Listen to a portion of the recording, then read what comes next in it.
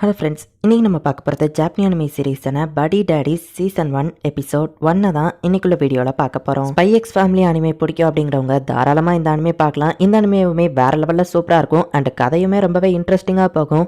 So anime ரொம்ப சூப்பராக இருக்கும், பொறுமையாக வாட்ச் பண்ணுங்கள். சரி வாங்க நம்ம வளவலன்னு பேசிகிட்டு இருக்காம இன்னைக்குள்ள கதைக்குள்ளே போக ஆரம்பிக்கலாம். இன்றைக்கி நம்ம பார்க்க போகிறது படி டேடிஸ் சீசன் 1 எபிசோட் 1. இப்போ ஃபஸ்ட் எடுத்தோடனே நமக்கு ஒரு ஏர்போர்ட்டை காமிக்கிறாங்க. ஓ மேன், உங்களை பார்த்ததுல ரொம்ப சந்தோஷம், அவருக்கு அதை காட்ட அப்படின்னு சொல்றான். ஒரு பெட்டியில வேல்யூபிளான ஜெல்ஸா இருக்கு, எல்லாம் ஒரிஜினல் தான் அப்படின்னு சொல்லிட்டு அவங்க சொல்லவும் 3 கார்ல அவங்க கிளம்புறாங்க. 3 பீட்சா டெலிவரி பண்ணுங்க அப்படின்னு சொல்லி ஒருத்தன் போன்ல சொல்லவும் பைக்ல ஒருத்தன் இவங்களை ஃபாலோ பண்றான்.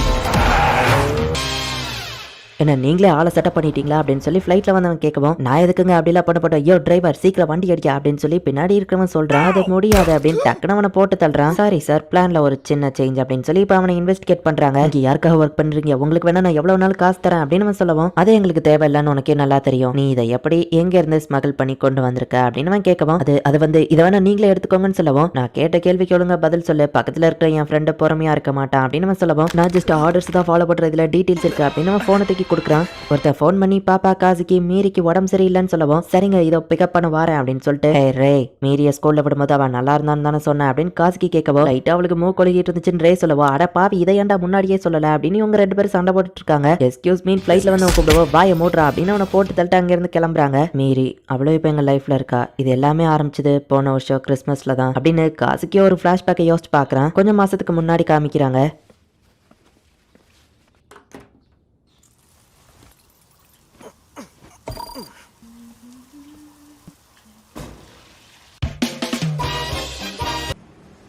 கிறிஸ்மஸ்க்காக இப்போ ரோட்ல வந்துட்டு நிறைய பேர் சேல்ஸ் பண்ணிட்டு இருக்காங்க. காசுக்கு ஷாப்பிங் போயிட்டு அப்படியே சோகமா நடந்து வந்துட்டு இருக்கான். ரேயோட வீட்டுல போய் பார்த்தா ஒரே சிகரெட்ல புகை மூட்டமா இருக்கு அண்ட் ரூம் ஃபுல்லா ரொம்பவே குப்பையா இருக்கு. அவன் பாட்டு உட்காந்து வீடியோ கேம் விளையாண்டுட்டு இருக்கான். காசுக்கு ஜன்னலை ஓப்பன் பண்ணவும் குளிருதுன்னு ரே சொல்றான். உனக்காக ஃப்ரிட்ஜ்ல சாப்பாடு வச்சிருந்தானே அப்படின்னு காசுக்கு கேட்கவும், அது ரொம்ப கோல்டா இருந்ததுன்னு ரே சொல்லவும், அதுக்கு தான் சூடுபடுத்தி சாப்பிடணுங்கிற ஒரு ப்ராசஸ் இருக்கு, இப்படியே எவ்வளவு நாளைக்கு தான் நீ பொறுப்பே இல்லாம இருக்க போற அப்படின்னு காசுக்கு பேசிட்டு இருக்கும்போது பார்த்தா அங்க ஒரு பூனை இருக்குது.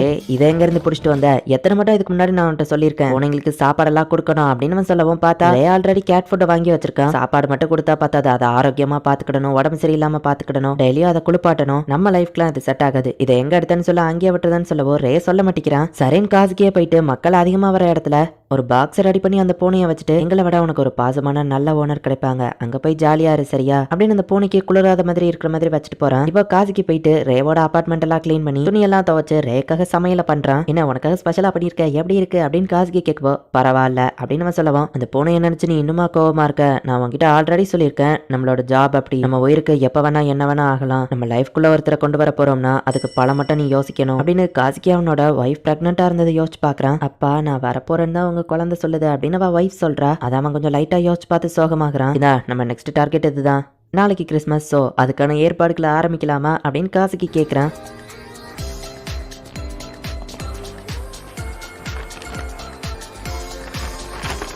இப்போ காசுக்கு பார் மாதிரி இருக்கிற இடத்துக்கு போய் கியூ அப்படிங்கிற ஒருத்தனை மீட் பண்ணி ஹோட்டலுக்குள்ள போற ஐடி கார்டுக்கான டேட்டா இதுல இருக்கு அப்படின்னு சொல்லி கொடுக்கவும், கியூவும் அதை எடுத்து வச்சுட்டு நாளைக்கு மார்னிங் ரெடியா வச்சிருக்கேன்னு சொல்லிட்டு ரே அண்ட் உனக்கான பணம் இதுல இருக்குன்னு சொல்லவும், காசுக்கு அவன் பங்குல கொஞ்சத்தை எடுத்துட்டு பேலன்ஸ் அவா கிட்ட கொடுத்துருன்னு சொல்றான். அவ எப்பவும் வாங்க மாட்டேன்னு தான் சொல்றான்னு சொல்லவும், அப்படின்னா இன்னும் கொஞ்சம் ஃபோர்ஸ் பண்ணி கொடு அப்படின்னு காசுக்கு சொல்லவும், எத்தனை நாள் தான் இப்படியே இருக்க போற, புதுசா லைஃபை ஸ்டார்ட் பண்ணலாம்ல அப்படின்னு கியூ கேட்கறான். காசுக்கு அமைதியா போயிருக்கான். ஹே காசுக்கு டார்லிங் எப்படி இருக்க, கிறிஸ்மஸ் வந்திருக்கு, உன்னை ரொம்ப மிஸ் பண்றோம், எங்க கூட வா அப்படின்னு சொல்லி அவங்க அவனை கசினோக்குள்ள கூட்டிட்டு போறாங்க. உள்ள போய் அவனும் கேம்பிளிங் ஆடுறான் அப்படிங்கிற பேர்ல இருக்கிற காசு அவ்வளத்தையும் இழந்துட்டு வந்துருதான். ரொம்பவோ குளிர்ந்து நம்ம யோசிச்சுட்டு போயிட்டு இருக்கான். குழந்தைங்க எல்லாம் அப்பா அம்மா கூட கிறிஸ்மஸ் கொண்டாடிட்டு இருக்காங்க. அதாம பார்த்துட்டு அந்த பூனையை அப்படியே விட்டுட்டு வந்துட்டோம்னு யோசிச்சு அதுக்கு சாப்பாடு வாங்கிட்டு போறான். பார்த்தா அந்த பூனையை யாரோ எடுத்துட்டு போயிட்டாங்க. சாப்பாடு அங்கேயே வச்சுட்டு போயிருந்தான்.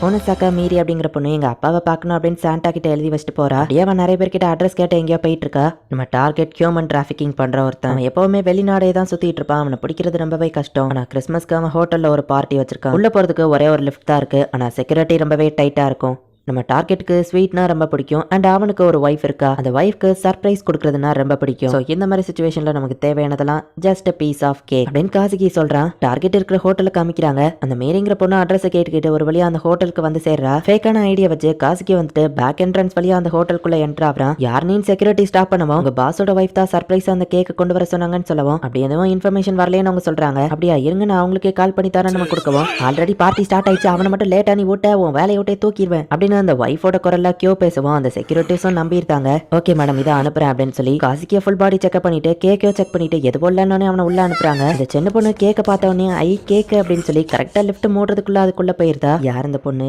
இங்க ஒரு சின்ன பொண்ணு இருக்குடா அப்படின்னு காசுக்கி சொல்றான். நீ இங்க என்ன பண்ற நம்ம கேட்கவோ எனக்கு இந்த கேக் வேணும், இது ரொம்ப சூப்பரா தெரியுது அப்படின்னு வா சொல்லவும் சரி எடுத்துக்கோ நம்ம சொல்லவும் அந்த பொண்ணு அதை சாப்பிட்டு பார்த்துட்டு சூப்பரா இருக்கு அப்படின்னு சாப்பிடுறா. ஃபர்ஸ்ட் டைமா எனக்கு இப்படி ஒரு பாராட்டு கிடைக்குது, என் வேலை வீண் போகல அப்படின்னு காசுக்கி ஹாப்பி ஆகுறான். ஹே சாண்டா நான் கேட்ட கிஃப்ட் எனக்கு தருவீங்களா அப்படின்னு வா கேட்கவும் என்ன கிஃப்ட் நம்ம கேட்கறான். என்னோட பேரு மேரி, எனக்கு 14 வயசு ஆகுது, என்னோட அப்பாவை நான் பார்க்கணும் அப்படின்னு வா சொல்லவும் அப்பாவை பார்க்கணும்னு வா சொல்றா அப்படின்னு அவன் பிரெக்னன்ட் ஒய்ஃப் சொன்னது காசுக்கு ஞாபகம் வருது. உங்க அப்பாவை தேடி வந்தியான்னு கேட்கவும் ஆமா அவரை நான் இது நாள் வரை பார்த்ததே இல்ல, அப்பாவை நான் இந்த இடத்துல கண்டுபிடிக்கலான்னு அம்மா தான் என்னை அனுப்பி வச்சாங்க அப்படின்னு வா சொல்லவும் சரி ஓகே இந்த சாண்டா உன்னோட ஆசையை நிறைவேற்றுறேன், ஆனா அதுக்கு நீ நான் சொல்றத கேட்கணும், இந்த இடத்துல அமைதியா நெல்லுன்னு சொல்றதுக்குள்ள லிஃப்ட் திறக்கவா ஓடிடுதா. செக்யூரிட்டிஸ் அட்டாக் பண்ண போகவும் நம்ம ஹீரோ உள்ள இருந்து அவங்கள ஷூட் பண்றான். அதுச்சோ ஹே மீரி அப்படின்னு சொல்லிட்டு டக்குனு காசுக்கு போய் அவளை பிடிக்கிறான். ஓ கண்ணாம்பூச்சி விளையாட போறாமா நான் கேட்கறா. டார்கெட் தப்பிச்சு போய் நான் உள்ள போறேன் அப்படின்னு சொல்லிட்டு நம்ம ஹீரோ கார்ட்ஸ் எல்லாம் ஷூட் பண்ணிட்டு போறான். மேரி காசுகிட்ட இருந்து ஓடிட்டா. எல்லாரும் அங்க இருந்து ஓடிட்டு இருக்கவும் நீங்க தான் என் அப்பாவான்னு ஒவ்வொரு தட்டியா போய் கேட்டுட்டு இருக்கா. ஹீரோ கொல்ல போறவனோட செக்யூரிட்டி கார்டு நம்ம ஹீரோவை ஷூட் பண்ண ஆரம்பிக்கிறான். ஹே மீரிய பாத்தியான்னு கேட்கவும் யார் மீரின் ரே கேட்கறான். நான் கையில வச்சிருந்த சின்ன பொண்ணு அப்படின்னு காசுக்கி சொல்றான். நீங்க தான் என் அப்பாவா அப்படின்னு சொல்லி டார்கெட் கிட்டேயே மீறி போகவும் அவன் அவளை பிடிச்சி வச்சுக்கிட்டான். அந்த பொண்ணோட சேர்த்து அவனையும் ஷூட் பண்ணிடுவா அப்படின்னு ரே கேட்கவும் வெயிட் பண்ணு. ஹே மீரி உனக்கு ஒரு அப்பாவை பார்க்கணும்ல, நான் தான் அவனோட அப்பா அப்படின்னு அவனோட சேண்டா விஷயத்தை கலைக்கவும் ரே அவனை காலுக்கு கீழே ஷூட் பண்ணவும் மீரி ஜம்ப் பண்ணி காசுகி கிட்ட ஓடி வரா. காசுகியும் மீரிய சேஃபா பிடிச்சிருக்கான். ஹீரோ ரேபோ கரெக்டா அவனோட டார்கெட்டை நெத்திலேயே ஷூட் பண்ணி கொள்றான். ஐயா அப்பா அவங்கள கண்டுபிடிச்சிட்டேன் அப்படின்னு மீறி ஹாப்பி ஆகுறா. சரி நான் இங்க இருந்து கிளம்புறேன் அப்படின்னு ரே கண்ணாடியை ஷூட் பண்ணி டைரக்டா கீழே இறங்கிருந்தான். மீறி அப்பா சொல்ற மாதிரியே செய் சரியா அமைதியா இருக்கணும் அப்படின்னு சொல்லிட்டு என் சின்ன பொண்ணு ரொம்ப பயந்துருவா, நான் சீக்கிரம் இறங்கி ஆகணும் அப்படின்னு சொல்லி காசுக்கி அங்க இருந்து வெளியே வந்துருதான். அப்பா கேரிங்கா இருக்காருன்னு மீறி பாக்குறா. காசுக்கி மீறிய தூக்கிட்டு அவங்களோட வீட்டுக்கு போறான். என்னைய பூனையை மட்டும் உள்ள கொண்டு வரக்கூடாதுன்னு சொல்லுவேன், நீ ஒரு பொண்ணைய கூட்டிட்டு வந்திருக்க அப்படின்னு ரே கேட்கவோ இது டிஃபரெண்டான மேட்ரு அப்படின்னு பேக்ல அவங்க அப்பா அம்மா போட்டோவை பார்த்தா இவளோட அப்பா அப்படின்னு காசுக்கி ஷாக் ஆகுறான். இந்த இடத்துல இந்த எபிசோட் முடியுது. ஸோ நம்ம ஹீரோஸ் 2 பேருமே ஹிட்மேன் அதாவது அசாசின் அப்படிங்கிற மாதிரி சொல்லலாம். அவங்களோட லைஃப்ல இந்த மீரிங்கிற குட்டி பொண்ணு வந்திருக்கா. கதை இதுக்கப்புறம் தான் த்ரில்லிங்காவோ ஜாலியாவோ சூப்பராவோ போகும். ஸோ மிஸ் பண்ணாம பார்த்து என்ஜாய் பண்ணுங்க. அண்ட் உங்களுக்கு இந்த வீடியோ பிடிச்சிருந்தது அப்படின்னா லைக் பண்ணிட்டு அப்படி மறக்காம நம்ம சேனலை சப்ஸ்கிரைப் பண்ணிருங்க. தேங்க்யூ ஃபார் வாட்சிங். Bye guys. நெக்ஸ்ட் எபிசோட்ல மீட் பண்ணலாம்.